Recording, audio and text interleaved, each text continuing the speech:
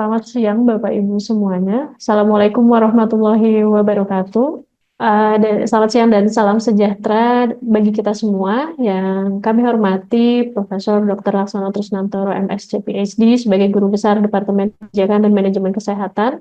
Kemudian di sini juga ada Kepala Biro Perencanaan yang mungkin hari ini akan eh, diwakilkan oleh Ibu Galih Putri sebagai Ketua Tim Kerja Perencanaan 1 di Biro Perencanaan dan Penganggaran Kementerian Kesehatan, serta Bapak Ibu peserta webinar yang kami hormati. Perkenalkan saya Lucia Ayu yang hari ini akan bertindak sebagai moderator di webinar ini dengan tema Progres Rencana Induk Bidang Kesehatan dan Momentum RPJMD. Webinar ini sebenarnya bertujuan untuk harapannya meningkatkan pemahaman dan kapasitas juga terkait penyusunan RPJMD yang selaras dengan RIBK, serta menjaga efektivitas kebijakan kesehatan di daerah di tengah dinamika regulasi yang sedang terjadi saat ini. Nah, mungkin untuk informasi, kami tadi baru mendapatkan informasi juga yang tadinya Ibu Linda sebagai Kepala Tim Rore nanti akan diwakilkan oleh Ibu Gali sebagai Ketua Tim Kerja Perencanaan 1 di Biro Perencanaan dan Anggaran Kemenkes. Oke, sementara mungkin kami juga masih menunggu, kita masuk dulu ke sesi 1 terkait pengatur dan penyusunan RPJMD oleh Prof. Laksono. Kepada Prof. Laksono kami persilakan. Assalamualaikum warahmatullahi wabarakatuh. Selamat siang dan salam sejahtera untuk kita semua. Om Swastiastu, Namo Buddhaya, Salam Kebajikan. Ya, hari ini kita masuk pada pertemuan kedua ya dalam konteks Ensra. Mungkin barusan bisa nggak ditayangkan webnya kemarin ya, atau Mbak Apa ya. Jadi ini pertemuan yang dalam rangka untuk melihat atau memonitor progres ya RIBK ya, karena ini sangat penting dalam menyusun RPJMD yang akan menjadi acuan untuk Pemda Dinas Kesehatan. Nah, minggu lalu ya nih, tolong Mbak, ya, kita bisa dilihat ya, diklik di situ di webnya itu sudah ada apa ya semacam laporan-laporan ya, nah nih, di mana ini seperti sebuah broadcasting ya, jadi atau event yang lalu sudah bisa dilihat videonya dan juga materinya ya. Nah, memang di sini kita melihat dalam situasi saat ini di mana gubernur yang baru, wali kota, bupati yang baru sudah berada di kantornya dan logikanya sudah kutip ya sip untuk menyusun RPJMD. Nah, RPJMD ini itu akan menjadi acuan untuk Renstra. Nah, itu kalau kita lihat pada pertemuan minggu lalu ya, kita sudah minggu lalu, coba Mbak, baik kita buka yang PowerPoint saya ya untuk refreshing minggu lalu, di mana sudah dibahas oleh Pak Yusi dan juga Bu Iin dari Dinas Kesehatan Purbalingga dan Dinas Kesehatan NT, dan para kepala dinas itu satu kabupaten satu provinsi mereka sepakat betul bahwa memang perlu merevisi renselanya. Memang prosesnya masih panjang ya, jadi ini masih di bulan Maret karena RPJMD disusun sampai bulan Agustus gitu ya. Nah, ini yang sangat penting ya ketika para kepala dinas sepakat untuk merevisi renselanya. Pertemuan minggu lalu kita sampai pada satu titik mengenai soalnya RIBK bagaimana ya. Nah, ini coba kita di ini, nah di sini ya, jadi ada perubahan mendasar dalam rencana di Undang-Undang Kesehatan 2023 dan penguatan perencanaan kesehatan di daerah. Nah inilah yang menjadi semacam kita berada dalam RIBK ya. Oke, turun lagi terus. Langsung masuk ke kedua ya. Jadi ini refreshing, kita melihat bahwa planning itu harus betul-betul direncanakan dengan serius ya, dengan niat yang baik ya. Nah, perubahan mendasarnya ya, minggu lalu kita telah bahas tidak ada manus spending dan RIBK ini. Ya, slide berikutnya. Terus kalau manus spending udah jelas sekali memang yang 5% APBD dan 10% APBD tidak ada, dan ini tantangannya atau risikonya jangan-jangan nanti kesehatan tidak didanai cukup. Nah, karena itu ada apa yang kita sebut sebagai RIBK ya, slide berikutnya terus. Karena memang ini tidak ada dasarnya ya, 5% dan tidak ada apa ya, pijakan akademiknya ya. Oke, terus. Nah ini, jadi kita sampai pada pengembangan rencana induk bidang kesehatan, Undang-Undang Kesehatan 2023. Ya, slide terus. Ya. Nah, di mana nanti Bu Galip ya, sampai nanti menggantikan Bu Linda ya, membahas mengenai perkembangan ini. Ya, jadi kalau kita lihat pasalnya jelas sekali ya bahwa letak rencana induk bidang kesehatan itu berada di undang-undang ya. Dan memang saat ini kita belum pernah mengenal ya RIBK karena itu baru betul ya. Terus ya, nah ini yang lama sudah ini ya, RPM daerah, RKP daerah ya, RPJM nasional, RKP nasional ya, diacu oleh Rensa OPD ya. Nah, ini yang menarik ya. Kemudian dengan Undang-Undang Kesehatan ada RIBK di sini. Ya, satu lagi. Terus, jadi tempatnya di mana? Nah, ini yang jadi satu isu kunci ya. Terus, nah ini di sini.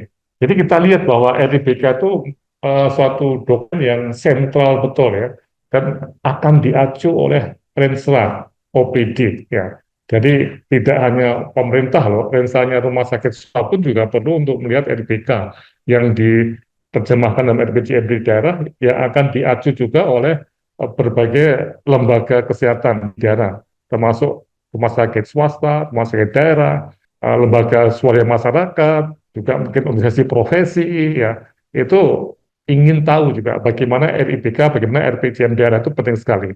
Nah karena itu kita perlu untuk memonitor bagaimana perkembangan RIBK. Nantinya juga akan menghasilkan Rensra untuk Kementerian Kesehatan. Nah, untuk itu mari kita sudah hadir ya, sudah ada dari Biro Perencanaan sudah ada, belum? Belum. Stafnya beliau siapa namanya? Sudah, Mbak Galih. ya, Bu Galih, Bu Galih ya, belum Galih. Ibu Galih udah hadir belum? Belum. Oh, baru selesai rapat ya. Ya, nggak apa.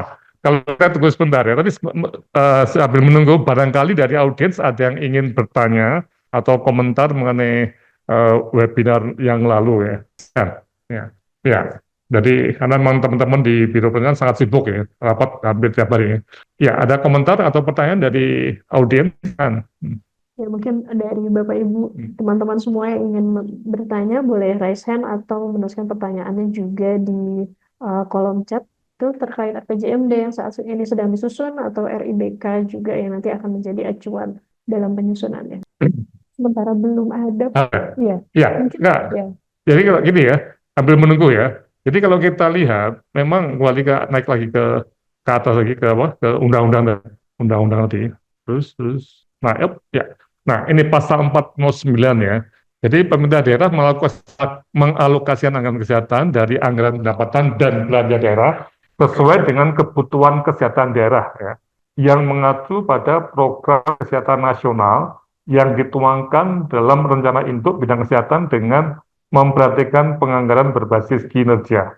Nah, ini ada dua hal yang menurut saya baru ya. Jadi RIBK-nya sendiri ya, tapi juga penganggaran berbasis kinerja di daerah. Jadi kita masuk ke suatu fase baru ya, atau era baru yang menurut saya lebih rumit dibanding mandatory spending yang pokoknya 10% dari APBD untuk kesehatan. Nah, ini tidak mudah. Nah, oleh karena itu memang rangkaian webinar ini, dan nanti kita akan teruskan setelah Lebaran juga, kita akan sampai ke hal-hal yang teknis seperti apa yang dimaksud dengan anggaran berbasis kinerja. Nah, kemudian bagaimana apakah RPJMD itu betul-betul mengacu ke RIBK nasional atau RPJMD itu tidak mengacu. Nah, ini juga akan kita lihat apa yang terjadi di lapangan juga. Sehingga ada suatu monitoring dari apa yang ada di dalam undang-undang kesehatan ini. Oke, ini yang ada komentar atau pertanyaan, silakan. Ya, mungkin ini di kolom chat sudah ada satu, Prof. Dalam Inmen terkait tujuan dan indikator tujuan serta program bidang kesehatan sudah ada bagaimana dengan 22 ISS dalam RIBK, apa wajib ditaruh dalam RPMD atau RENS? Ya, nah ini, jadi kalau kita lihat nanti teman-teman dari Biro Perencanaan akan bisa menjawab ini ya, tapi logikanya ya memang demikian. Pak Farid bisa dibuka nggak, Pak Farid? Pak Farid bisa dibuka nggak? Untuk supaya bisa langsung diskusi. Ya, Pak. Ya. Dari mana Pak Farid? Dari Bapeda Kabupaten Bima. Oh, Bima. Lulusan Simkes. Ya. Gimana? Jadi memang indikator tadi logikanya masuk ke RPJMD loh Pak. Oh iya Pak, ya siap. Ya. Nah, kemudian RPJMD itu kan akan menjadi acuan untuk Rensra ya Pak. Benar nggak Pak? Iya benar Pak. Ya, jadi ada satu model dari pusat ke daerah, dan daerah itu dari RPJMD ke Renstra. Nah, Oke, nah, ya. cuman masanya waktunya kan karena bulan Maret ya, RPJMD udah diproses. Di Bima gimana Pak Farid? Sudah mulai jalan Ya, RPJMD-nya? sekarang lagi runwal, Pak. Ya, terakhir nanti 10 April di anu ke DPR runwalnya. Di Runwal Bima gimana? RPJMD. Runwal RPJMD 10 Oh, April rancangan. wajib Ya, dibahas dengan DPR, ya. ya, nah justru ini, bagaimana RIBK kita bisa maju nih Pak? Tapi sudah ada indikatornya toh dalam RIBK tadi ya. Iya, ada jelas semua kalau di RIBK, Pak. Termasuk Iya, 22 indikator sasaran strategis yang wajib Pemda itu, wajib daerah. Kan ada iya, wajib pusat, ada wajib provinsi, ada wajib Pemda kabupaten. iya, iya. Hmm. Oke. Optimis Pak bisa masuk Pak Farid? Iya, Pak. Iya, Pak. Ya. Optimis bisa baik prosesnya di sana untuk Iya, perencanaan di daerah. optimis, Pak. Sekarang kan lagi penginputan dalam SIPD untuk Renstra Renstra UPD. Iya, iya. Oke, Nah, nah, terima kasih. Oke, ada lagi? Ya, Bapak Ibu ada lagi kah yang ingin coba untuk didiskusi terkait Mungkin RPJM? Prof. Selamat siang Bu Eli. Baik, sedikit Prof. Kaitan dengan RPJMD, mungkin di atas RPJMD kan ada RPJMN. Nah, kaitan dengan jaminan kesehatan di RPJMN itu untuk 2025 adalah salah satunya keaktifan kepesertaan program JKN minimal 80%. Nah, dengan kondisi seperti itu, apakah RPJMD-nya juga harus mengarah seperti itu dalam penyusunan anggaran? Karena beberapa daerah kan banyak yang belum mencapai 80% untuk keaktifan di daerah tersebut untuk program jaminan kesehatan nasionalnya. Apakah RPJMD-nya juga harus mengarah penyiapan anggarannya sesuai dengan RPJMN, yaitu minimal keaktifan di 80? Mohon petunjuk Prof. Seperti itu. Ya, Bu Eli dari mana Bu Eli? Saya di BPJS Kesehatan di Selong. Oh, ya. Nah ini yang menarik kalau kalau kita lihat RPJMN kan harus diacu oleh RPJMD loh, Bu. Betul nggak? Ya, plus RIBK ya. Jadi dokumen di pusat itu dalam kesehatan minimal ada dua, RPJMN dan RIBK. Nah, kalau itu diacu ya logikanya di daerah harus juga seperti itu. Nah, pertanyaannya begini, apakah RPJMD ya yang di provinsi atau kabupaten kota itu cukup dalam ya untuk menangkap apa yang harus atau diacu dari pusat tadi. Karena kami pernah mengobservasi RPJMD sebelum COVID ya, pembuatannya itu tidak begitu serius, Bu. Jadi dari misalnya 200 halaman dokumen RPJMD, itu paling cuma 2 halaman untuk kesehatan. Nah, karena itu nanti setelah Lebaran kita akan membahas mengenai RPJMD juga. Paham ya? Jadi logikanya RPJMD di dalamnya itu ada komponen kesehatan, Bu Eli ya. Nah, pertanyaan berikutnya, apakah komponen kesehatan atau bagian kesehatan dalam bagian itu sektor kesehatan ya, yang juga tidak hanya dinas kesehatan, tapi menyangkut BPJS, menyangkut swasta macam-macam tadi ya, itu ditulis atau disusun dengan serius atau tidak? Bisa dipahami Bu ya. Karena yang dulu saya sering melihat RPJMD untuk bidang kesehatan atau sektor kesehatan itu ditulis tanda kutip ya cuman kayak formalitas. Yang penting 2 halaman aja selesai. Nah, ya, paham Bu ya? Baik, siap Gimana Prof. kira-kira Bu Eli? Artinya Nah, untuk RPJMD kami berharap tentunya bagi pemerintah daerah yang belum mencapai 80 ya seperti RPJMN menyiapkan porsi kebijakan anggaran yang cukup kan itu di RPJMD-nya kan itu bisa kami inisiasi seperti itu mungkin Prof. ya, logikanya memang tadi seperti yang saya sampaikan ya. Jadi BPJS regional ya. Bu, tadi di mana Bu? Bu Eli di mana? Daerah mana? Di cabang Selong Prof. Di NTB. Selong itu NTB ya, NTB ya. Benar. Ya, ya artinya BPJS cabang Selong juga akan mencermati RPJMD-nya Provinsi NTB, Bu ya. Betul nggak? Iya betul Prof. Ya, nah ini. Jadi tadi setelah Lebaran ya kita akan bahas mengenai RPJMD ya. Bahwa RPJMD itu memang harusnya itu untuk sektor kesehatan tidak hanya uangnya kesehatan ya atau dinas kesehatan Kemenkes, tapi sampai BPJS sampai private mungkin ya semacam RIBK-nya daerah bisa ya dipahami ya. Ya, oke. Oke, Ya, siap. gimana sudah siap tadi di pertanyaan? Oh, belum. Jadi Sudah Mohon jadi. izin, Prof. Ya, silakan. Ya, Ibu Karo ada acara, Mbak Galih akan menggantikan beliau, tapi barusan saya dapat kabar dari sekretarisnya, sekretaris Bu Karo, beliau sholat dulu, Prof, sebentar, Mbak Oh iya, Galihnya, iya. Prof. Ya, Dapat, kita saya, tunggu. Oke, ya, bagus. saya ikut tetap, Prof, untuk acara ini, siap. Ya, terima kasih Pak Hermawan ya. Oke, kita Baik, tunggu Prof. ya. Sholat ya. Nggak apa, kita santai aja kok. Ya, oke. Ada lagi yang mau komentar? Jadi memang menurut saya dokumen RPJMD itu krusial ya di daerah itu ya. Karena itu akan mencerminkan perhatian gubernur, bupati atau wali kota mengenai sektor kesehatan. Ini. Dan pengalaman yang dulu tuh sebelum COVID ya itu buruk Pak. Banyak daerah itu yang nyusun RPJMD untuk bidang kesehatan itu seperti asal-asalan, terus terang aja. Nah, Bu, saya tanya tadi Pak, ingin bertanya dari Farid ya? Pak Farid, masih buka kan Pak Farid? Di Yang NTB. menulis RPJMD siapa Pak? Yang menulis? Kita di Menyusun, ya? Bapeda, Pak. Ah, Ah, Nah, Pak Farid, nanti kalau ya, perlu minggu setelah lebaran kita diskusi lagi ya. Itu gini Pak, iya, Pak. apakah menulisnya itu betul-betul mendalam nggak Pak? Karena saya pernah berapa kali melihat RPJMD itu dokumennya ya, itu hanya untuk sektor kesehatan cuma 2 halaman dari 200 halaman Pak. Untuk sektor ekonomi, untuk pendidikan itu cukup mendalam Pak.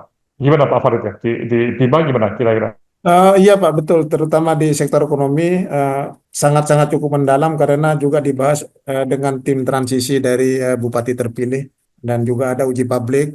Kalau untuk kesehatan memang alhamdulillah karena memang dari pusatnya RIBK apa ini sangat membantu sekali dan teman-teman di kesehatan juga rata-rata mereka sudah mumpuni karena banyak pendampingan-pendampingan terkait pembuatan renstra itu Pak. Yang untuk masukkan di RPJMD. Ya, tapi yang nyusun siapa Pak? Bapeda atau bersama-sama Dinkes atau siapa Pak? Apanya Pak? Sendirian? Nggak, Dinkes dilibatkan nggak? Dilibatkan Pak semua OPD pastilah. Kan Oke, ya, ya. ada forum OPD, ada forum publik ya, gitu Pak dalam penyusunannya. Ya. Hmm. Nah, Pak Farid punya nggak dokumen GMD sebelum COVID itu Pak? Dari tahun 2000-an ya? Ada nggak? Pak, ada Pak Nah, ya. tolong dicek Pak ya. Sektor Oh iya kesehatannya Pak. diperhatikan benar nggak Pak? Iya Pak. Ya, Eh, itu saya khawatir karena dulu itu pakai mandatus spending ya, pokoknya 10% ya. Jadi hitungannya itu gampang banget loh Pak. Jadi sektor kesehatan itu tidak begitu disusun secara mendalam Pak di RPJMD. Ya. Nah ini yang nanti setelah lebaran kita akan cek betul ya Pak. iya benar Teman-teman Pak. yang Paling ikunya kan kalau kesehatan tuh UHH itu aja Pak. Usia harapan ya, hidup di RPJMD ya. iya, itu aja. Tapi bagaimana mengenai masalah penganggaran, masalah monitoring program, kebijakan, hubungan BPJS dengan dinas, ya Oh iya itu macam-macam. nggak dibahas betul Pak, betul nggak ada itu ya. Iya. Nah, ini mumpung kita masih dalam proses RPJMD sampai Agustus Iya lah Pak. ya. Itu Iya makanya kita saya dalam ikut Zoom ini Pak karena mungkin nanti ada yang bisa saya dapatkan dari Zoom ini ya. Iya Pak. ya, ya, ya. Oke, makasih Pak Farid. Iya Pak. Iya Pak. Ada lagi pertanyaan, komentar? Ada? Udah masuk. Oke. Izin Prof, Oke. izin Ya, Prof. siapa yang Ya, Mbak Asih. Mbak Asih? Oke, silakan Mbak Asih. Izin Prof, mungkin diskusi juga, mungkin barangkali di sini ada dari Dinas dan juga BPJS ya. Kemarin beberapa kali saya juga bertemu dengan BPJS, mereka menyatakan bahwa ini terkait dengan layanan rujukan ya Prof. Di dalam pernyataan BPJS tersebut, bahwa anggaran untuk layanan rujukan ini kan yang sifatnya masif sekali ya, terutama KJSU gitu. Itu BPJS hanya dalam kondisi normal mereka hanya mampu membiayai sampai kurang lebih 1 tahun ke depan. Nah, BPJS itu mengharapkan adanya mungkin cost sharing gitu ya dengan pemerintah daerah, terutama untuk beban penyakit yang katastrofik di wilayah-wilayah tertentu. Nah, mungkin apakah komponen ini menjadi salah satu pemikiran ataukah memang sudah difikirkan gitu oleh pemerintah daerah setempat untuk bisa masuk dalam RPJMD atau mungkin di dalam komponen RIBK itu sendiri?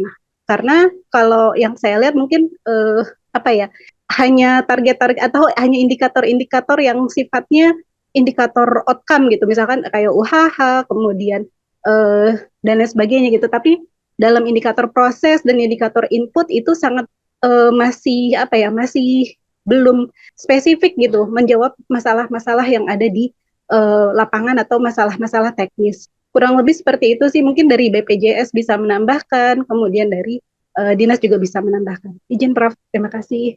Ya, itu Bu Ase ya, itu yang menjadi satu isu kunci ya. Apakah RPJMD-nya itu tulis dengan mendalam atau hanya seperti formalitas ada bahasan mengenai sektor kesehatan di RPJMD itu Bu. Padahal sekarang rumit banget dibanding dulu ya, bahwa tadi seperti KCSU di daerah yang baru-baru tadi ya, itu mungkin BPJS dalam tanda kutip ya, itu dana nggak cukup ya. Nah, ini bagaimana daerah tadi? Daerah mampu nggak? Nah, kalau daerah nggak mampu terus bagaimana? Nah, ini hal-hal yang menarik untuk kita lihat. Jadi RPJMD itu bukan sesuatu yang formalitas, tapi betul-betul disusun dengan satu pendalaman yang luar biasa. Oleh karena itu mungkin nanti setelah lebaran kita akan bahas khusus mengenai JMD. Ya, begitu Bu Ase ya.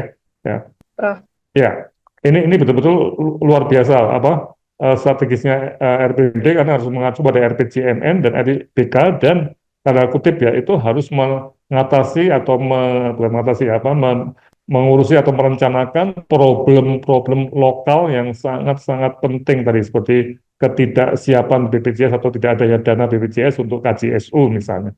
Nah, ini menarik nih. Nah, oke, sudah sampai Bu, ya silakan Ya, baik. Terima kasih Bapak Ibu. Di sini sebenarnya ada satu pertanyaan dari Mbak Asia, tapi mungkin kita save setelah sesinya Bu Galih ya, karena ini terkait RIBK juga indikator final di RIBK. Baik, selamat siang. Saya menyapa Mbak Galih.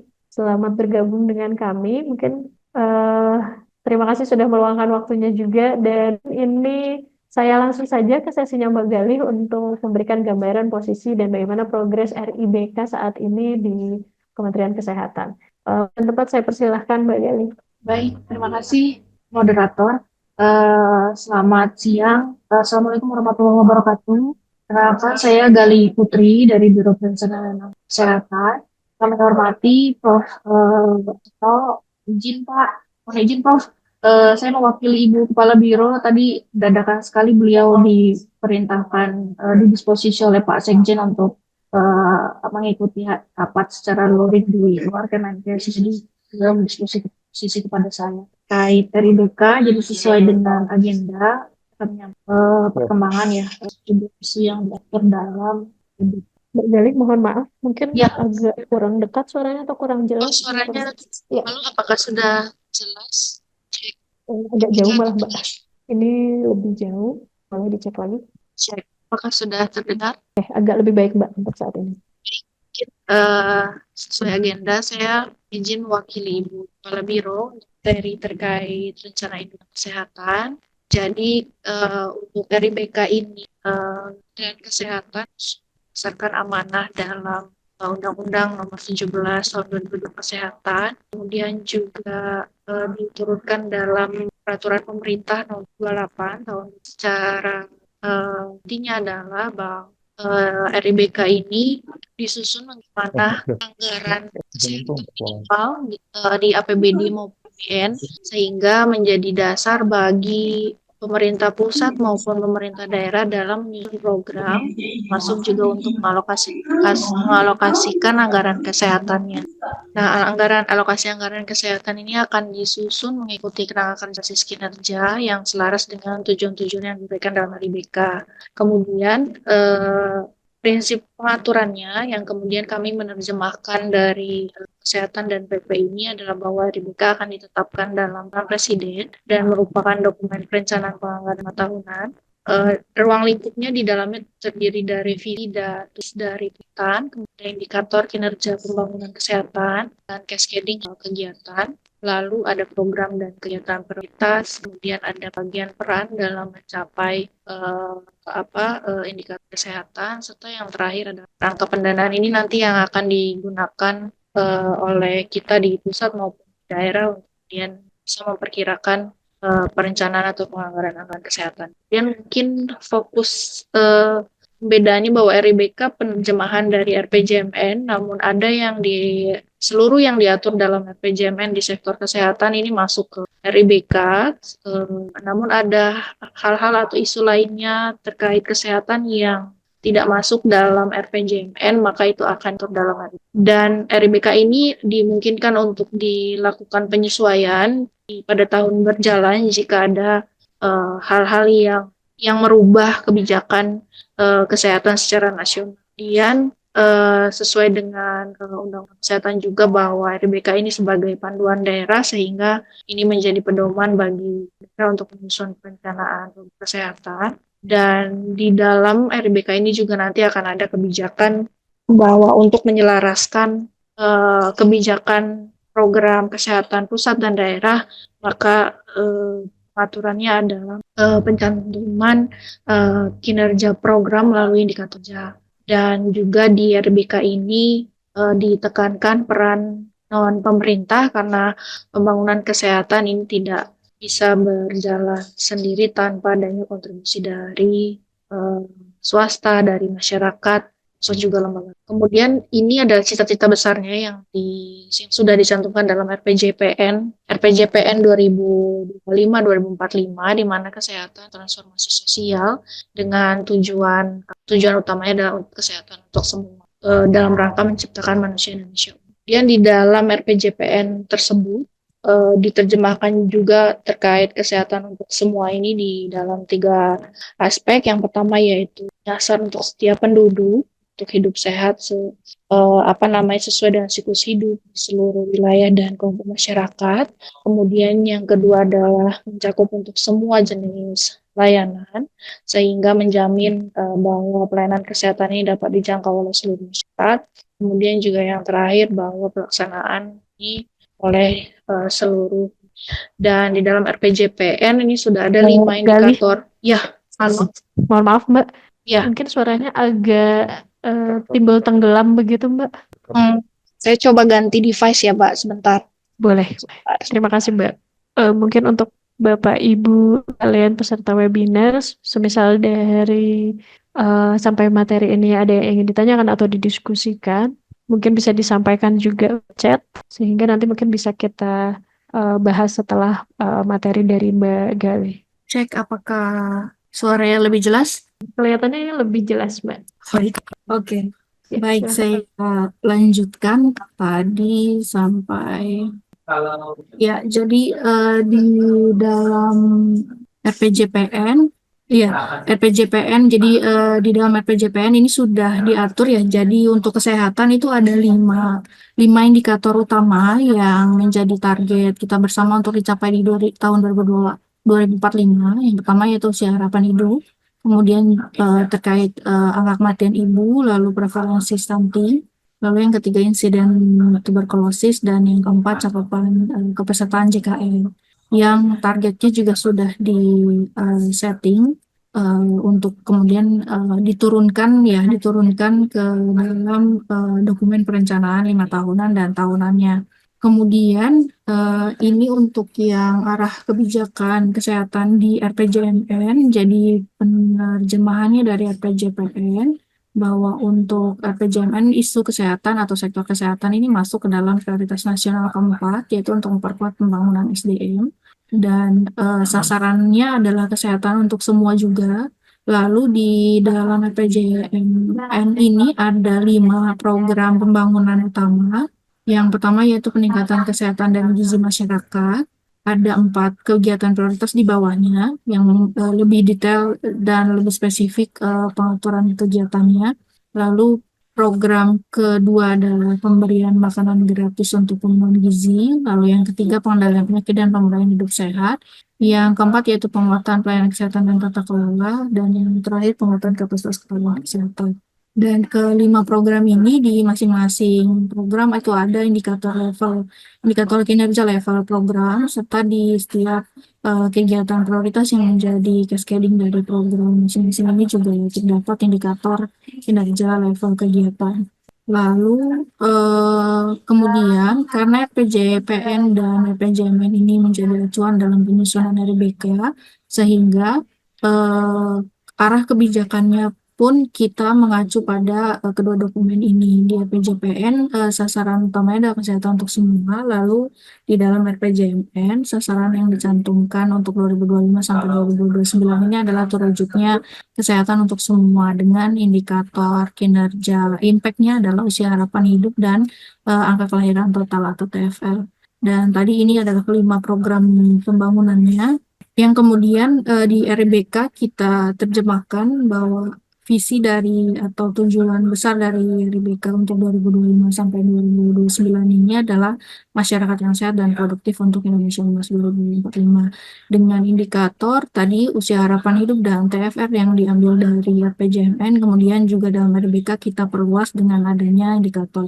impact berupa HALE dan UHC Coverage Index. Dan dari visi tersebut itu di dalam RBK kita menentukan 6 sasaran strategis atau tujuan strategis yang merangkum dari program pembangunan dalam RPJMN, yaitu masyarakat sehat, kemudian yang kedua komunitas gaya hidup sehat, lalu yang ketiga layanan kesehatan baik adil dan terjangkau, kemudian sasaran yang keempat ini sistem kesehatan yang kuat, yang kelima tata kelola dan penanganan kesehatan, dan yang keenam adalah teknologi kesehatan yang maju. Nah, kemudian ini mungkin gambarannya, jadi 6 tujuan strategis tersebut intinya adalah kami di Kementerian Kesehatan bersama itu menyusun berdasarkan tadi dari kebijakan di RPJPN dan RPJMN, serta juga melihat dari hasil evaluasi pelaksanaan program kesehatan di 5 tahun kemarin, serta juga melihat tantangan kesehatan ke depannya. Dan keenam, sasaran strategis ini kemudian dirangkum untuk kemudian menjadi arah dalam RBK 2025 sampai 2029. Dan dari tadi visi kemudian tujuan strategis, keenam tujuan strategis ini juga sudah diturunkan dalam dalam program strategis dan program dan kegiatan strategis yang dalam RBK ini penyusunannya tetap kita mengacu pada transformasi kesehatan dengan 6 pilar. Jadi agar lebih fokus dan lebih terarah sehingga program yang disusun ini menggunakan pendekatan pilar transformasi. Karena yang tujuan strategis pun sebenarnya pendekatannya juga menggunakan pendekatan transformasi kesehatan. Kemudian ini mungkin penjelasan rangingnya jadi terkait program strategisnya tadi. Jadi dari program pembangunan yang di RPJMN, kemudian juga tadi ada kegiatan pembangunan level KP yang lebih detail, ini juga diturunkan ke RBK.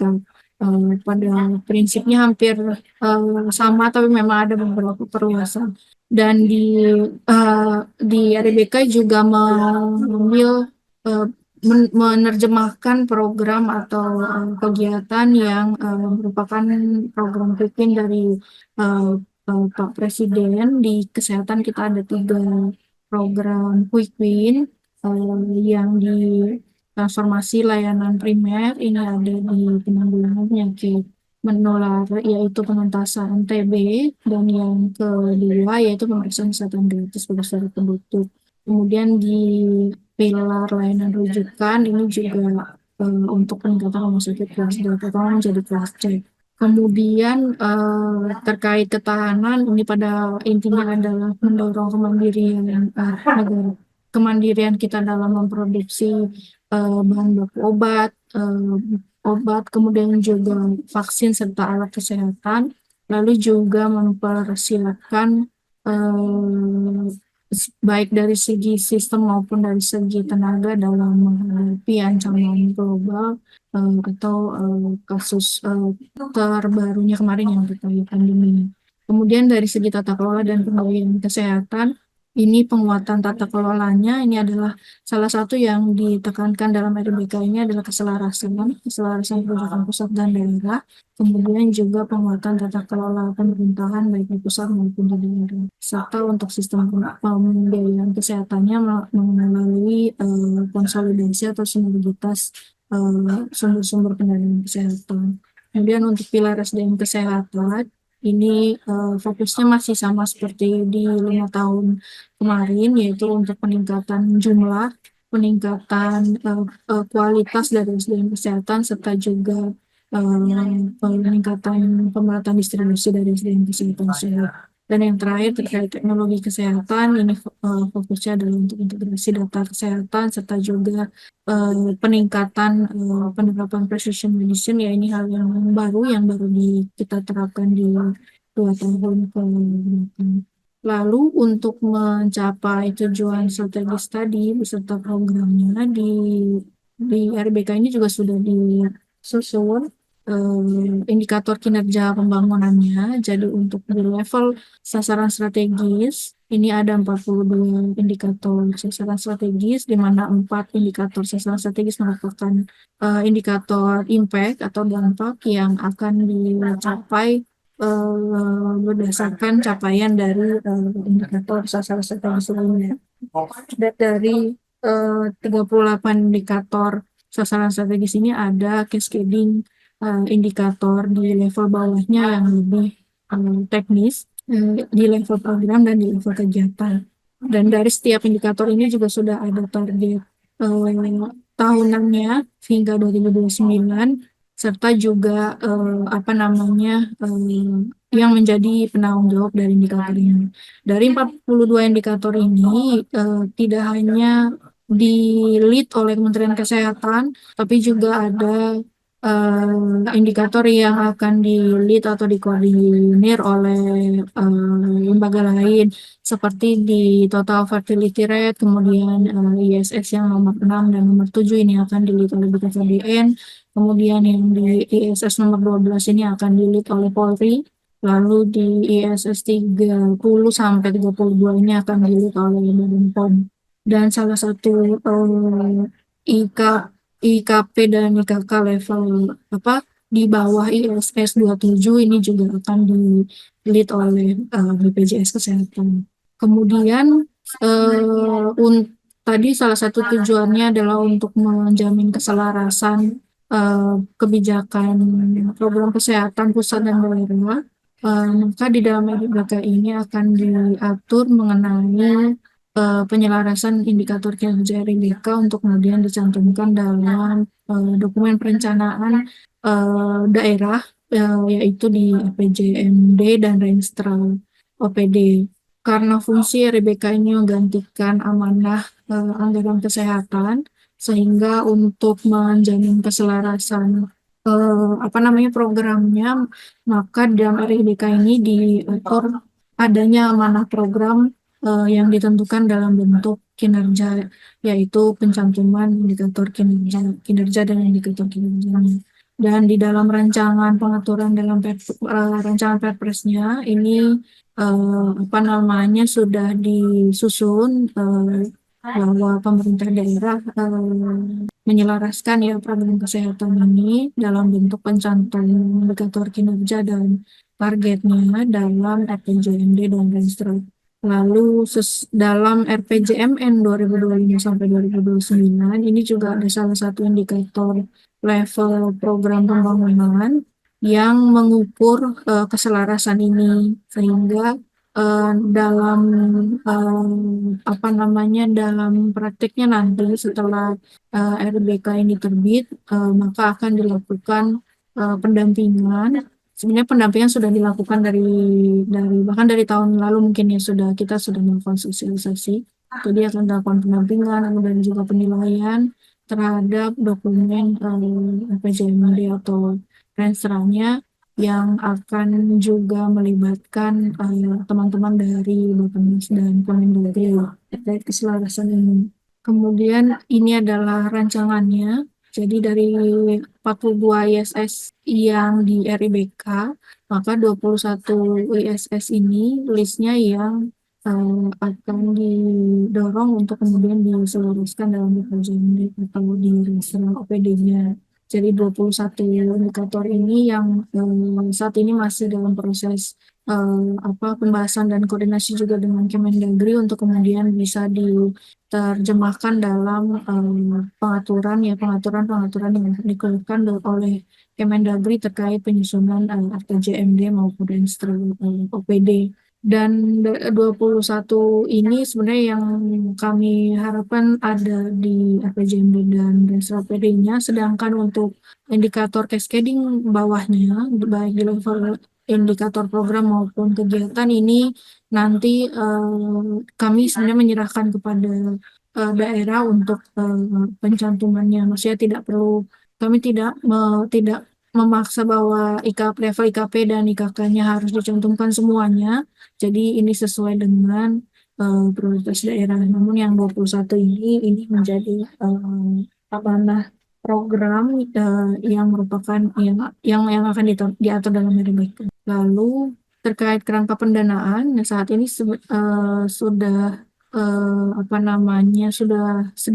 hampir sekitar 80% ya untuk kerangka pendanaan ini akan selesai. Jadi karena kerangka pendanaan ini akan menggantikan amanah anggaran kesehatan dan sehingga ini akan diacu oleh pemerintah pusat dan pemerintah daerah dalam melihat bahwa sebenarnya berapa besar kebutuhan anggaran kesehatan kita berdasarkan cita-cita dalam RIBK yang akan dicapai.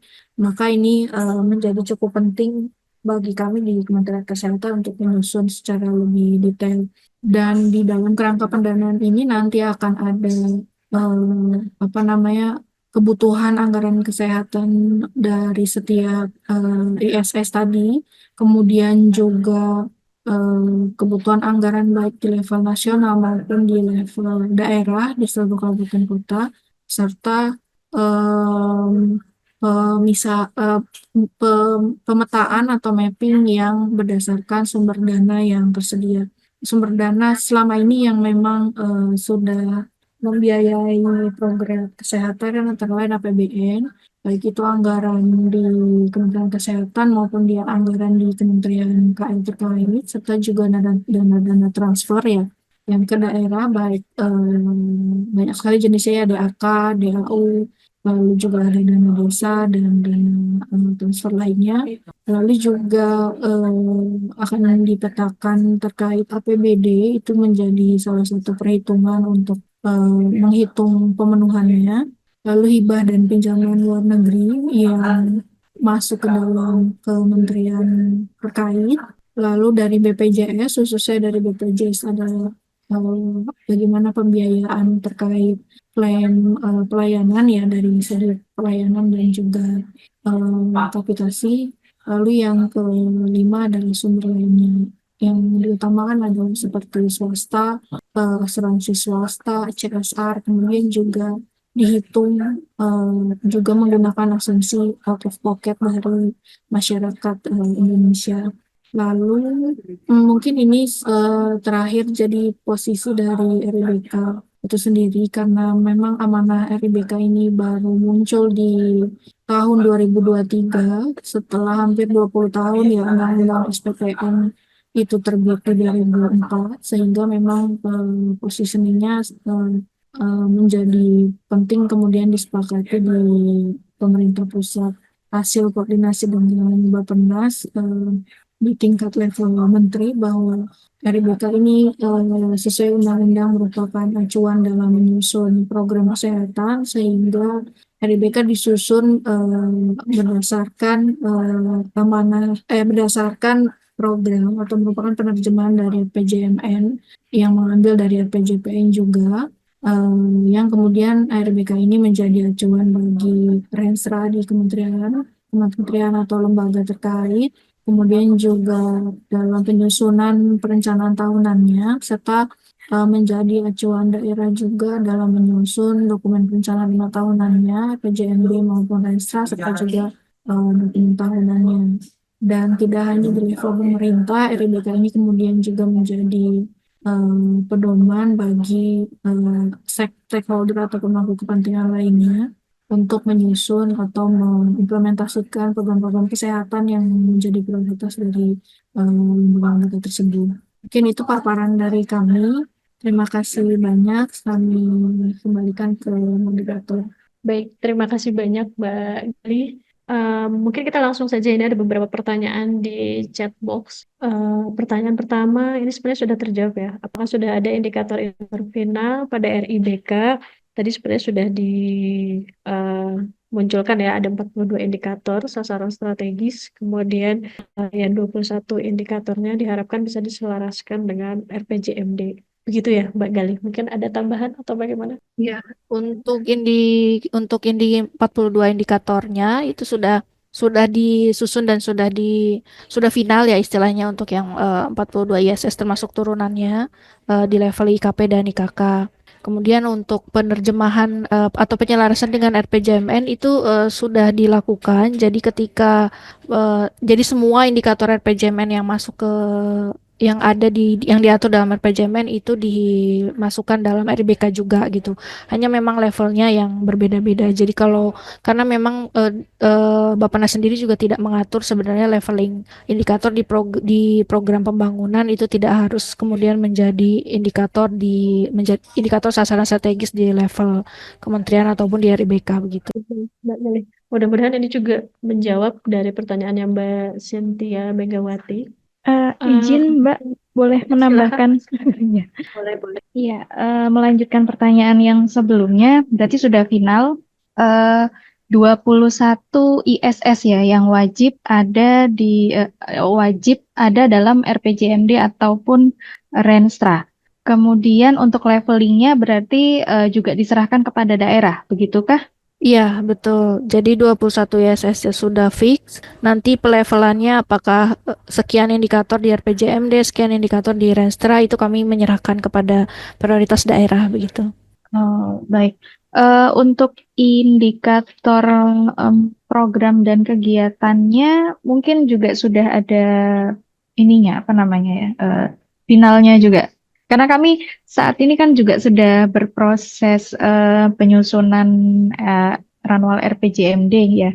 Jadi apa saja yang sejauh mana RIBK ini harus masuk ke RPJMD dan juga Renstra-nya sampai level apa?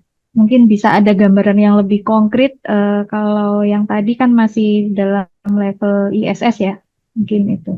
Ya, jadi untuk cascading-nya dari ISS itu ada sepertinya suaranya tiba-tiba laptopku mati. Jadi untuk itu level IKP dan IKK-nya juga sudah disusun, masuk juga definisi operasional dan target tahunannya. Ini nanti daerah bisa melihat kemudian bisa menentukan mana saja level IKP data yang Mbak Galih, mohon maaf, sepertinya agak putus-putus suaranya. Boleh diulangi begitu? Oke. Ya, bentar ya. Bu Cynthia, Bu Cynthia dari mana? Dari Kabupaten Probolinggo, Prof. Oh, Probolinggo, Jatim ya? Iya. Ya. Jadi memang ini yang jadi isu kunci ya. Tadi yang sampaikan itu ketika 21 indikator tadi itu masuk ke RPJMD dan masuk ke Renstra ya. Nah, ini memang jadi pertanyaan betul tadi yang di awal ya, RPJMD-nya sendiri itu apakah cukup dalam untuk membahas tadi loh, indikator tadi ya. Karena saya khawatirnya ini kan RIBK baru ya, yang dulu tuh RPJMD-nya itu tidak cukup, Bu. Ini. Saya nggak tahu di Purbalingga apakah sudah mendalami itu belum, Bu Cynthia? Kalau kedalamannya diukur dari berapa lembar mungkin sudah lumayan gitu ya, Prof ya. Izin memang kami dari sejak awal isu RIBK ini diinfokan, kami sudah berupaya berkoordinasi dengan Bapeda. Kami sendiri juga pengen gitu membuat dokumen perencanaan itu yang benar-benar benar-benar bisa dipakai dan benar-benar bisa yang menggambarkan, bisa menyelesaikan gitu ya permasalahan kesehatan yang ada terutama di Kabupaten Probolinggo ini. Jadi makanya kami dari awal sudah benar-benar pengen ini RIBK ini sampai sejauh mana gitu bisa kita implementasikan ke RPJMD dan Renstra. Sudah beberapa kali juga kami koordinasi dengan Kemenkes, kami coba minta memang sudah pernah ada sosialisasi gitu nih Prof. Cuman kok kami rasa masih belum begitu konkret gitu bentuknya sehingga kami diskusinya juga terputus gitu dengan Bapeda. Kami juga Bapeda ini menunggu juga dalam menyusun RPJMD ini indikator-indikator yang akan dipakai. Karena kami pastinya indikator itu kan nanti pasti ada cascading turunannya ke bawah. Kita kan harus menyusun cascadingnya sampai ke level yang paling operasional dengan indikator sebanyak itu. Jujur saja kami bingung gitu nanti menyusun cascadingnya itu yang seperti apa.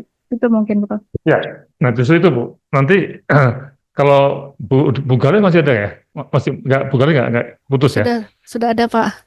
Masih tadi kayak putus tadi. Mohon maaf. Jadi Bu Galih, pernah nggak Bu ada contoh operasional dari memasukkan IBK ke RPJMD tuh dan juga cascadingnya ke Rinstra tuh? Itu yang ditanya Bu Cynthia tuh. Betul nggak Bu Cynthia? Konkretnya tuh. Ya. Nah, Bu Galih, udah pernah nggak ada contohnya Bu? Iya, jadi sebenarnya kami sudah pernah juga bersurat ke Kementerian Dalam Negeri terkait untuk masukan di Inmendagri-nya penyusunan APBN ya, APBD, penyusunan RPJMD dan penyusunan Renstra. Sebentar saya tunjukkan suratnya. Sebenarnya di situ juga sudah kita susun penerjemahannya. Jadi kan kalau di daerah itu sudah ada nomenklatur program, nomenklatur kegiatan ya yang yang baku yang sudah tidak bisa dirubah begitu ya istilahnya. Nah, mungkin kami menunjukkan sedikit, namun memang sebenarnya ini juga kita masih proses koordinasi dengan Bappenas untuk penerjemahannya. Jadi kalau di dalam strukturnya di Inmendagri itu kan di sini ada istilahnya tujuan pembangunan kesehatan ya. Kemudian tujuannya ini kami ambil dari tujuan sasaran strategisnya RIBK yang kemudian kita turunkan ke daerah. Lalu outcome-nya ini yang kami konsepkan. Dan 21 indikatornya ini adalah indikator level outcome. Kemudian di level program dan kegiatannya ini merupakan indikator level IKP dan IKK di RIBK yang kami ambil yang paling prioritas. Jadi contohnya baik di level provinsi maupun kabupaten kota itu nanti di bawahnya juga ada. Nah, untuk yang program satu ini ya, pemenuhan upaya kesehatan perorangan dan upaya kesehatan masyarakat. Ini nama program kan sudah baku ya, sudah tidak dimungkinkan dirubah karena itu berdasarkan undang-undang pemerintah daerah yang diterjemahkan dalam Permendagri 90. Nah, untuk outcome-nya ini kami susun, kami konsepkan berdasarkan apa yang ingin dicapai dari program ini, tapi melihat juga dari RIBK, yaitu tercapai masyarakat yang sehat sesuai siklus hidup. Karena memang fokus kita saat ini adalah untuk penguatan di pelayanan sesuai siklus hidup, serta untuk penguatan layanan kesehatan yang berkualitas, baik, adil, dan terjangkau. Lalu ini adalah indikator outcome-nya untuk level program. Itu merupakan sebenarnya cascading dari indikator level ISS-nya yang kami ambil level IKP-nya. Lalu di level kegiatannya ini juga sebenarnya sudah disusun juga mengambil yang level lebih teknis terkait indikator kinerja kegiatannya. Seperti ini mungkin gambarannya. Jadi sebenarnya ini akan lebih mempermudah daerah untuk kemudian mencantumkan dalam RPJMD maupun Renstranya. Seperti itu. Ya. Tapi belum ada contohnya Bu ya, yang dari sini kemudian RPJMD-nya itu mengadopsi atau menentukan yang mana, kemudian Renstranya kemana, itu belum ada ya contoh ya sekarang ya? Kita tidak mengunci itu Prof. Jadi baik di RPJMD maupun Renstra itu sebenarnya nanti kami menyerahkan kepada daerah. Karena kan kalau di RPJMD itu ada prioritas kepala daerah yang baru terpilih ya. Jadi kita tidak mengunci bahwa indikator ini harus masuk ke RPJMD dan indikator ini harus masuk ke Renstra begitu. Tapi yang paling penting adalah dari 21 indikator tersebut itu masuk baik di RPJMD atau di Renstra gitu. Jadi misalnya sebenarnya kan kalau turunan dari RPJPN itu kan seperti usia harapan hidup, angka kematian ibu, itu pasti sekarang sudah masuk ke RPJPD-nya di masing-masing daerah. Nah, pasti nanti daerah akan menurunkan itu ke RPJMD-nya. Bisa jadi daerah hanya menurunkan usia harapan hidup dan angka kematian ibunya, kemudian yang lainnya akhirnya masuk ke Renstra. Atau kalau ternyata ada prioritas kepala daerah juga yang bisa dimasukkan, sehingga ini bisa dari 21 ini bisa masuk juga ke RPJMD. Seperti itu, Prof. Kita tidak terlalu mengunci hal tersebut gitu. Oke. Ya, Bu Cynthia lagi ya. Halo, Ya, bisa ya masih ada Prof. ya? Ya, masih Ya, Prof. khususnya kalau misalnya kita semacam ya nanti Bu Cynthia yang presentasi mungkin setelah Lebaran ya. Soalnya Wah, yang dikejar di RPJMD-nya Purbalingga itu bagaimana Bu? Langsung langsung apa operasional loh, pakai dokumen seperti ini. Bu Cynthia dari Bapeda atau dari Dinkes? dari Dinas Kesehatan, Prof. Ya, nggak bahkan ngajak Bapedanya bisa loh, sebagai contoh loh. Ada, ini kebetulan dari Bapeda juga hadir ini. Tadi linknya Oh juga sudah ya, saya bagi. makanya kalau misalnya presentasi berdua Bu mengenai RPJMD itu apa yang dimasukkan dari RIBK, dari RPMN, mana yang kasket ke Renstra ini bisa nggak setelah Lebaran Bu? Eh, wah, sebelum nggak tahu gimana, mungkin Mbak Elo. Ya, Izin gimana? Prof, mohon izin menyambung. Ya, Halo? halo ya Iya, mohon silakan. izin Prof menyambung dari Mbak Cynthia. Kebetulan memang dari awal RIBK ini ada gitu ya, itu langsung ditunjukkan ke kami. Nah, yang jadi bukan kebingungan sebenarnya sih, cuman kita itu begini. Ini kan sudah jelas. Mati, mati. Oke, diminta video. Oh, Mohon izin. Ini yang menjadi apa ya, misalnya pertanyaan kami adalah ini kan sudah ditentukan menjadi ISS gitu ya, dan dengan IKP gitu ya, indikator kinerja programnya sendiri kan. Nah, jadi kalau memang ISS ini, maka yang bisa dia ini dirasa adalah indikator tujuan dan sasaran dari PD.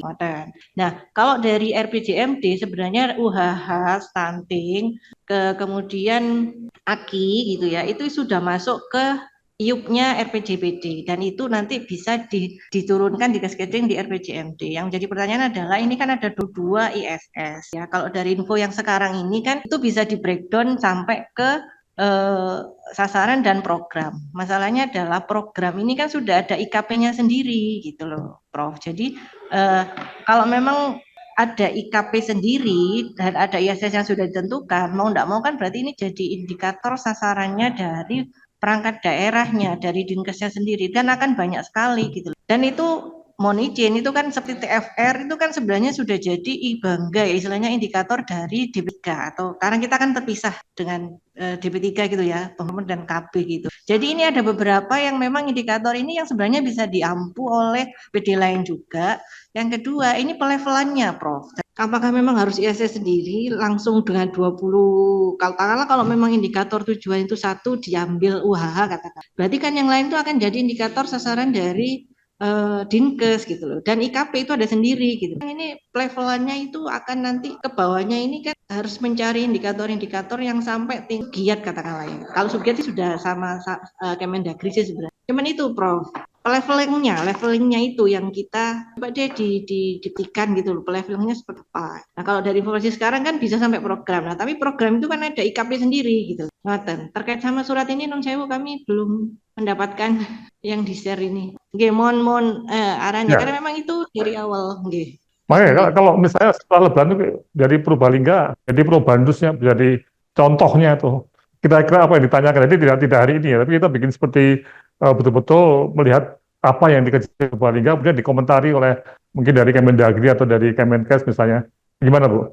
Dari Purbalingga menyerahkan dokumen ngoten tah? Sorry. Kah maksudnya? Ya. Oh, ya. Mbak Cynthia sudahkah? Enggak, Bu. Jadi tes yang ada di Probolinggo itu nanti dibahas pada pertemuan berikutnya, Bu. Pertanyaan-pertanyaan praktisnya tuh dan operasional itu nanti kita bahas. Oh, iya. Ini kan sekarang lagi Kemenkes memberikan seperti ini kayak top down-nya.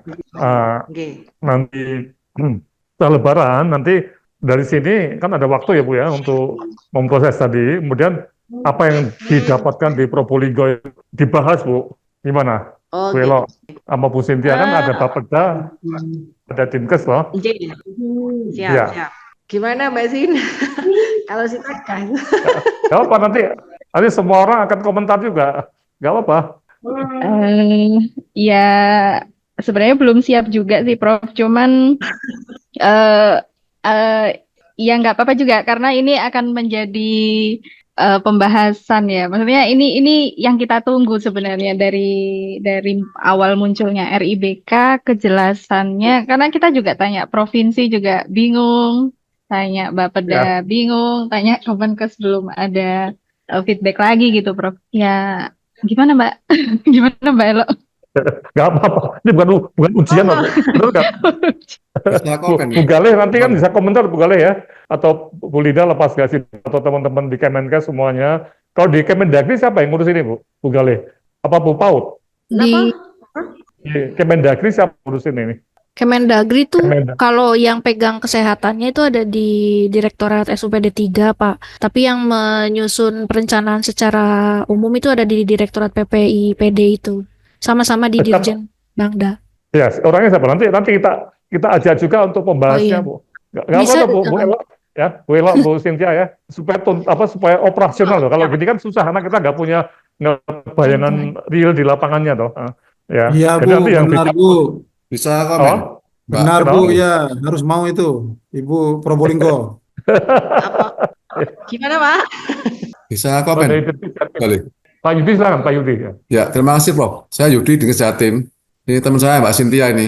Jadi gini, di satu slide itu ada ini kan, ada 21-22 ya. Itu wajib Pemda. Harus ada wajib ini kata-katanya itu ya. Nah, pembagiannya kan Pemdanya ada yang RPJMD di provinsi ya. Ada kabupaten juga ada. Nanti ada Rensa Dinkes Jatim, ada Dinkes Kabupaten Kota itu loh.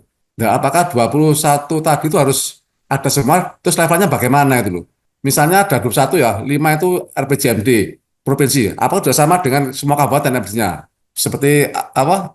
AH, stunting, AKI. Apa ada seragaman atau dibebaskan gitu. Jadi karena kami juga ini ya, indikatornya juga ada beberapa, ada juga yang baru ini ya. Jadi tadi punya levelnya benar, levelnya bagaimana itu ya? Ada saya 22 ya, 21 ya, ada 22. Nah, itu bagaimana nih? Membaginya antara Pemda itu ya, Pemda ada provinsi, ada kabupaten, ada Bapeda, ada Dinkes itu. Nah, itu mungkin perlu simulasi kayaknya itu ya, perlu simulasi. Kami sekarang ini ya, kemarin di Jawa Timur ada di Ranwal RPJMD. Nah, ya kami lihat yang di provinsi yang masuk baru 3 ya, dari RBK itu. Stunting, AKI sama apa ya, AHA ya, ada 3 itu. Ada 3 itu. Yang lainnya belum. Nah, ini kan kami dengan Bapeda harus bisa ini kan, karena Bapeda kan punya mekanisme sendiri. Nah, RBK kan belum ini ya, belum resmi RBK kan. Nah, kita kan mau masukkan gimana supaya nanti tidak terlambat itu. Makanya kami nunggu RBK ini supaya simultan ya. Itu komennya. Terus yang berikutnya ini untuk DO ya. Jadi DO itu mohon kami diberi draft terakhirnya. Karena kami punya pengalaman ya. Dulu SPM-nya lama. SPM-nya lama itu dari Kemenkes ada DO itu keliru ya dari pusat tuh. Itu sudah dari Permenkes itu. Nah, mungkin kami daerah diberi kesempatan menilai DO-nya termasuk targetnya itu loh. Sehingga ketika jadi Permenkes bisa ini ya, kita kalau ada kita diberi masukan gitu loh. Pernah terjadi tuh. Ketika ditanya pusat, ya nggak tahu siapa yang datang yang tanya, kok jadi Permenkes, DO-nya salah itu. Ini pengalaman tapi dulu sudah lama itu. Nah, mungkin itu. Terima kasih. Ya, saya loh, Mbak. Ya, Pak Yudi, terima kasih Pak Yudi. Nah, justru ini loh Pak, jadi kita kan ada kasketnya nggak cuma dari RPJMD ke Renstra, tapi pembagian tugas antara provinsi dengan kabupaten kota ini juga perlu dibahas juga Pak. Iya. Makanya ini setelah Lebaran Pak ya, bisa nggak Jatim jadi Pak yang mengajukan sebagai semacam bukan kelinci percobaan ya, tapi kira-kira bagaimana sih? Nah itu Pak, bisa nggak Pak Yudi? Siap, Pak. Dari Siap. provinsi Siap. dan Probolinggo, udah. Nanti presentasi Pak ya, apa yang dikerjakan oleh Provinsi Jatim ya, dalam konteks RPJMD provinsi dan Renstra Dinkes Jatim Pak ya. Iya. Kemudian apa yang dikerjakan oleh Probolinggo dalam RPJMD. Ini kabupaten ya, Kabupaten Probolinggo dan Renstranya SKD di sana. Nah, ini juga kemarin juga kita membahas untuk rumah sakit daerah. Ini juga menarik. Jadi Renstranya RS daerah kan RSLU tuh. Nah, itu apakah masuk sebagai integrated atau sebagai lampiran, Pak? Nah, ini juga menarik untuk kita bahas. Nanti setelah Lebaran juga kita bahas, Pak, hubungan antara Renstra SKPD dengan Renstranya SKPD Dinas ya, rumah daerah sebagai PLU, Pak. Itu menarik juga, Pak.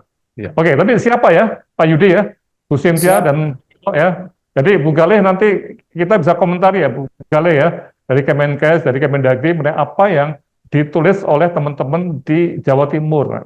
Ini saya yakin banyak yang ngikuti Pak nanti Pak. Jadi banyak pahalanya. Betul nggak Pak? Ya. Ya, betul ya. Nanti kita hubungi ya. Oke, terima kasih. Ya. Sama-sama, Bro. Dan Pak Lusiah kan. Oke, baik. Terima kasih Bapak Ibu. Sebelum lanjut ke beberapa pertanyaan selanjutnya, mungkin ini ada pertanyaan juga buat Mbak Geli. Apakah memungkinkan jika materinya di-share ya Mbak, termasuk surat yang ini ya, yang Kemendagri, betul ya? Iya, baik. Materi nanti kami share. Kalau untuk surat ini karena masih konsumsi di pusat ya, jadi mungkin kami belum bisa share ya. Oke, baik. Ah, Oke, baik. Terima kasih Mbak Bahkan Gali. untuk DO bisa kan dapatnya, untuk DO. bisa Pak, DO bisa. cara perhitungan target yang daftar akhir. Boleh. Nanti kami share ya ke tim Makasih. UGM ya. Jadi nanti tim UGM bisa share ke teman-teman daerah. Ya, baik. Terima kasih. Selanjutnya, mungkin di sini ada yang raise hand, Pak Adriana. Boleh Pak Adriana? Pada guru. Ibu. Sorry. Mohon maaf Ibu. Ya apa Bu. Baik, selamat sore, silakan, Bu. selamat sore Prof, selamat sore Bapak sekalian. Ada Mbak Gali dari Roren. Yang ingin saya tanyakan tadi kan di presentasi berapa dengan indikator RPJPN dan RPJPD. Kalau di RPJPD yang tadi disampaikan itu ada 5 indikator utama. Seperti itu kan Mbak. Terus dari kami NTT, kami sudah di keluaran kami di RPJPD itu ada 3 indikator utama yang kami ambil.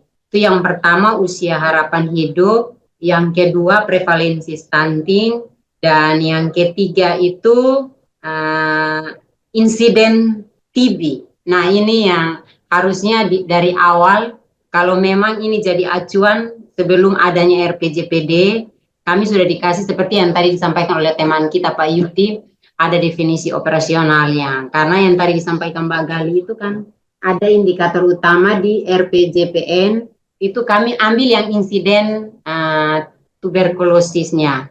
Sedangkan indikator utama di RPJPD-nya itu yang tadi ditampilkan itu harusnya cakupan penemuan dan pengobatan kasus TB. Nah, ini harusnya, ini kan kita di level provinsi. Nah, bagaimana dengan teman-teman di kabupaten? Misalkan mereka ambil indikator utama RPJPD-nya angka kematian ibu. Kalau di kabupaten itu kan jumlah kelahiran hidup itu tidak semua itu mencapai 100.000 kelahiran hidup. Nah, kalau dia tidak mencapai jumlah kelahiran 100.000 kelahiran hidup, berarti dia tidak bisa menghitung target tersebut. Nah, kira-kira dari Roren, kalau dilihat dari 21 indikator strategis tadi Ibu, itu kita juga tidak tahu itu levelnya provinsi atau kabupaten kota. Nah, kalau misalnya ada teman-teman yang ambil itu tidak bisa hitung, kira-kira indikator antaranya apa yang harus mereka ambil? Dari saya demikian, terima kasih. Oke, baik. Terima kasih Bu Adriana. Monggo Mbak Gali. Ini juga sekaligus menjawab beberapa pertanyaan yang ada di kolom chat sebenarnya Mbak. Iya, baik. Terima kasih Bu Adriana untuk pertanyaan Bu Adriana. Jadi dalam penentuan 21 itu nanti tadi ya seperti yang ditanyakan dari Jawa Timur juga untuk terkait levelingnya. Jadi kami ketika menentukan 21 indikator ini juga menyadari bahwa terutama di level kabupaten kota itu ada indikator-indikator yang tidak bisa dihitung capaiannya. Tadi seperti insiden TB itu hanya bisa dihitung secara nasional datanya. Sehingga makanya tadi di paparan di RPJPD itu ada yang namanya indikator proksinya yang kemudian untuk daerah itu boleh mencantumkan tidak insiden TB tapi cakupan pengobatannya. Sama juga dengan angka kematian ibu, itu sebenarnya yang bisa mencapai angka kematian ibu per 100.000 penduduk itu hanya di level provinsi. Jadi nanti di RIBK pun itu akan ada indikator, istilah indikator proksi itu yang menggambarkan indikator utamanya.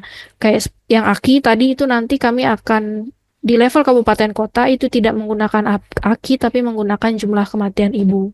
Sama juga untuk angka kematian balitanya itu di level kabupaten kota itu tidak menggunakan angka kematian balita tapi jumlah kematian balitanya. Karena tadi ya perhitungannya ada per 100.000 penduduk per 100.000 kelahiran per 1.000 kelahiran seperti itu. Jadi nanti di dokumen RBK-nya akan ada pemisahan ya pembedaan indikator tersebut khusus untuk yang terkait capaian. Kemudian yang pertanyaan di ruang chat, bentar. Mana ya? Mungkin karena di laptop saya nangkepnya dari mulai Pak Cucu ya, Pak Cucu Zakaria, untuk yang anggaran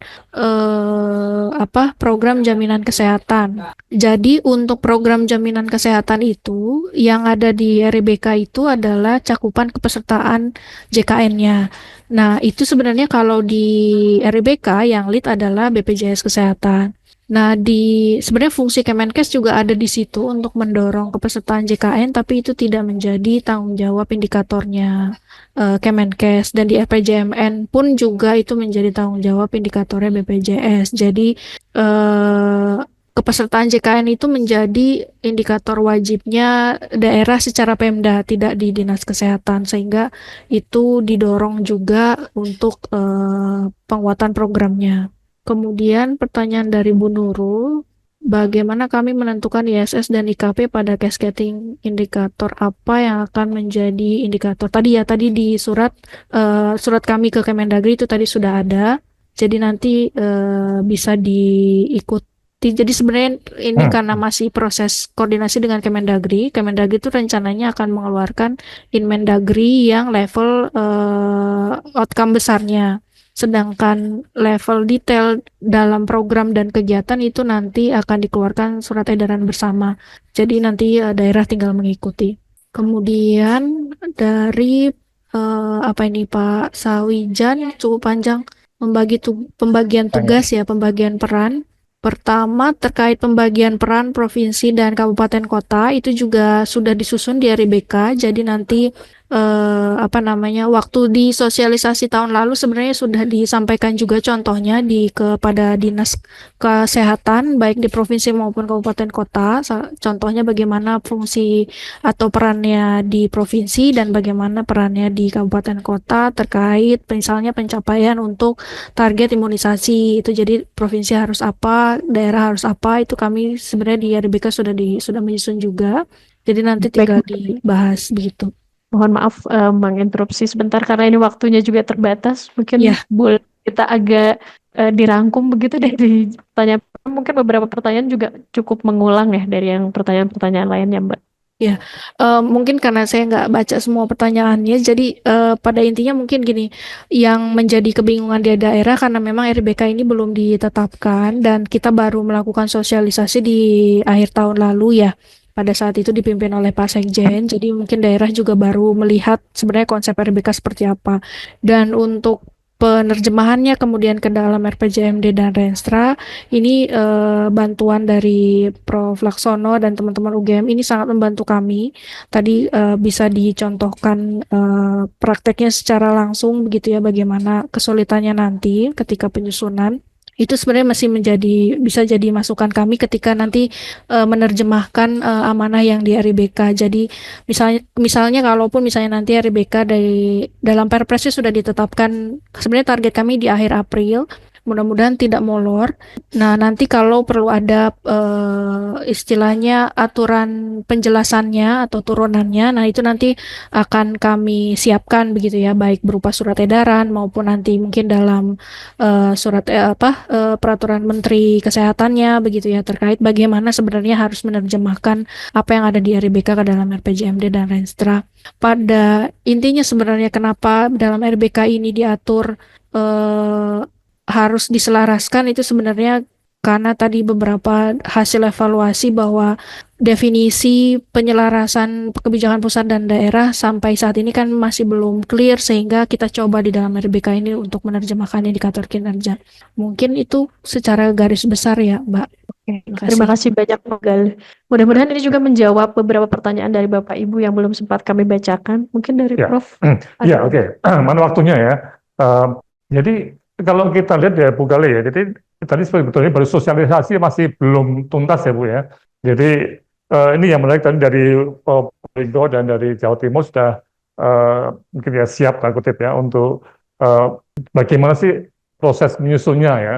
Nah ini memang kita perlu praktekkan ya. Ya kita praktekkan, mungkin nanti bisa kita komentari ini ya. Termasuk tadi bagaimana pembagian tugas antara provinsi dan kabupaten kota. Kan RIBK-nya kan RIBK pusat ya Bu ya, artinya memang nasional ya. Nah itu kan diacu oleh RPJMD provinsi dan RPJMD kabupaten sebelum menjadi acuan untuk renstra berbagai OPD dan juga swasta di daerah masing-masing. Nah, proses ini yang sangat penting dan kita memang perlu betul sebuah kegiatan yang real tadi ya.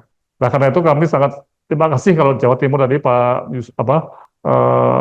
Yusuf ya. Ya, dan juga teman-teman dari Propoling bisa menjadi apa ya, pelopor untuk ini loh, proses yang kami lakukan seperti ini memang belum tentu benar, tapi juga belum tentu salah ya. Ya, nanti akan terus dikembangkan. Nah, ini sangat penting karena waktunya ya Bu ya. Jadi Bupati, Wali Kota, Gubernur itu paling lambat Agustus ya, benar ya, untuk menyelesaikan RPJMD-nya. Lebih cepat lebih baik katanya ya. Nah, berarti ini betul-betul berpacu dengan waktu ya. Nah, apalagi Kemenkes juga harus membuat renstra ya Bu Gale ya. Itu kapan? Renstra Kemenkes terbit kapan Bu? Kalau renstra setelah RIBK Pak, sebenarnya kalau berdasarkan aturannya paling telat Juni ya setelah RPJMD. Jadi kita targetnya Juni. Makanya, jadi ini masih proses masih panjang. Tapi karena ini barang baru betul ya, RIBK itu barang baru.